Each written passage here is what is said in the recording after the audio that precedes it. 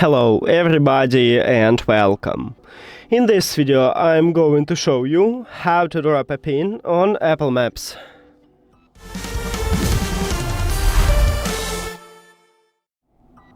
You have to start by open Apple Maps application. Now you need to locate a place what you wanna pin. So let's find something good, maybe this park.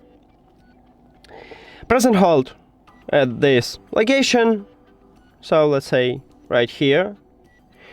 After that, you need to scroll down and click at the pin. So right here I have the name for it, but let's say if I tap some space, it will show me marked space. Okay, never mind. So scroll down, click at the pin.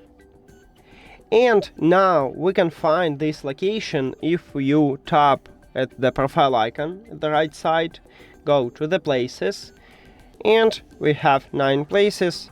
So right here we have this location. That's it.